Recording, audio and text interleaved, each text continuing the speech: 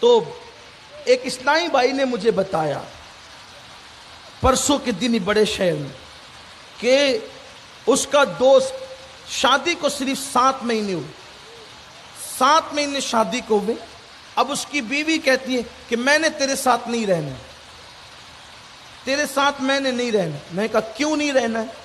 تو وہ کہتے ہیں مجھے نہیں رہنا ہے، اس کے تعلقات کسی اور سے۔ میں نے کہا کہاں سے اس کے تعلقات؟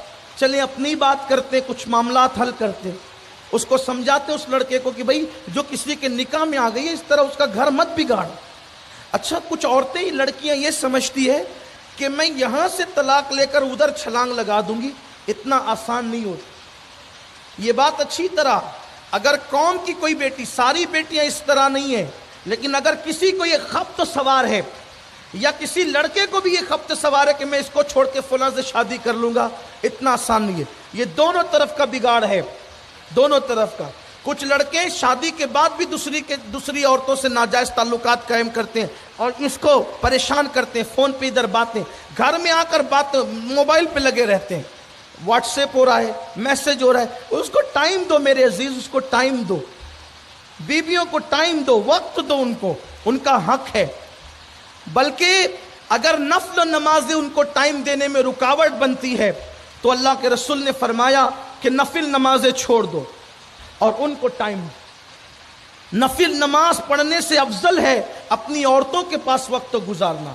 یہ اپنے مذہب کی تعلیم ہے، یہ اپنے مذہب کی تعلیم ہے۔ عورتیں ٹیشو نہیں ہیں، عورتیں پیر کی جوتی نہیں ہیں، عورتیں استعمال کر کے پھینکنے کا کوئی آلہ نہیں ہے۔ یہ بہت قیمتی سرمایہ ہے۔ جن کے پاس نہیں ہے اس کے دل سے پوچھ کہ عورت کسے کہتے ہیں، بیوی کسے کہتے ہیں۔ اور یاد رکھنا جس بھی نعمت کی تم ناقدری کرو گے اللہ اس نعمت کو چھین لے گا اور اس کے بعد پھر وہ نعمت تمہیں نہیں دی جائے گی۔ جب اللہ نے شریف دیا تھا، محبت کرنے والی دیا تھا، پیار کرنے والی دیا تھا، وفا کرنے والی دیا تھا، قدر نہیں کی، مارا پیٹا، گالی گلوچ کی، ستایا، کبھی طلاق دے دیا، کبھی ظلم کر کے اسے مار ڈالا، اب پھرتا ہے مارا مارا، کہیں چین نہیں ملتا، دوسری کیا، تیسری کیا، لیکن وہ وفا نہیں ملتی جو وفا اس میں تھی جس کو ستا کر کے ہلاک کر دیا۔ وہ کہتا ہے بہت اچھی تھی وہ جسے میں نے کھو دیا۔ قدر نعمت بعد زوال، اس لیے اللہ کی دی ہوئی کسی بھی نعمت کی ناقدری مت کرو۔ پانی بھی ہو اس کی ناقدری مت کرو۔ ارے جب پانی جیسی نعمت کی ناقدری کرنے کو حرام قرار دیا گیا ہے تو وہ عورت، وہ لڑکی جس نے اپنے ماں باپ تمہارے لیے چھوڑے، اپنے بھائی بہن تمہارے لیے چھوڑے، اپنے بچپن کی سہیلیت تمہارے لیے چھوڑی، بابل کا گھر تمہارے لیے چھوڑا، سب کچھ تو تمہارے لیے چھوڑا، اس لیے کہ تم بھی اسے چھوڑ دو۔ یہ اسلام کی تعلیم نہیں ہے۔ اسلام کی تعلیم یہ، ارے جس نے سب کو تمہارے لیے چھوڑا اس سے کم تم محبت تو کر سکتے ہو، وفا تو کر سکتے ہو۔ نہیں میرے عزیز، یہ روش تمہاری صحیح نہیں ہے۔ ہمارا مذہب صرف نماز اور تسبیح کا مذہب نہیں ہے، ہمارے مذہب میں جتنی اہمیت نماز کی ہے اتنی اہمیت ازدواجی زندگی صحیح گزارنے کی بھی ہے۔ اس لیے ہمیں اس کی طرف توجہ کرنا ہو۔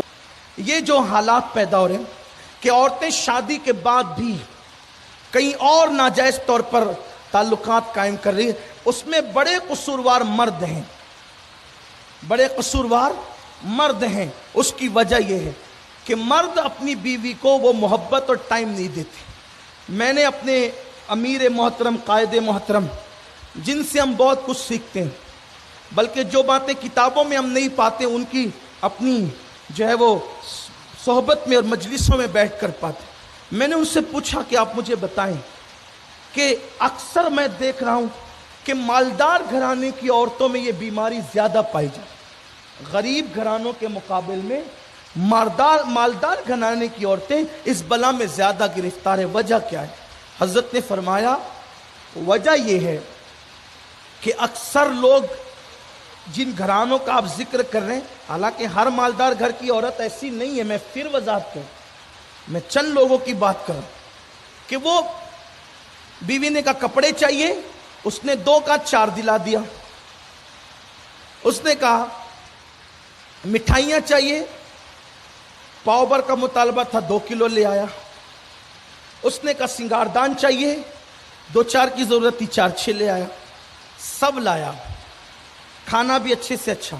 لیکن حضرت نے مجھ سے فرمایا کہ بات اصل یہ ہے کہ ایک عورت کو آپ دولت دے دیں، سونے کا پلنگ دے دیں، سونے سے مراد نیند نہیں بلکہ گولڈ، سونے کا پلنگ دے دیں، زیورات دے دیں، اچھے سے اچھا کھانا دے دیں، اسے سب دے دیں، وہ مطمئن نہیں ہوتی، اس لیے کہ اسے تو شوہر چاہیے. اور بیوی کو جب شوہر مل جاتا ہے اس کو ایسا لگتا ہے جب شوہر بیوی کے پاس آ کر بیٹھتا ہے وہ یہ سمجھتی ہے کہ میں اپنے وقت کی سکندر سے بڑی بادشاہ ہوں، کیونکہ اس کے لیے کل کائنات سے بڑھ کر اگر کوئی چیز ہے تو اس کا شوہر ہے. جس وقت اس کا شوہر اس کے کہنا یہ چاہتا ہوں کہ جس وقت اس کا شوہر ایک بیوی کے سامنے ہوتا ہے اسے یوں لگتا ہے کہ جیسے میں کونین لے کر بیٹھی ہوں.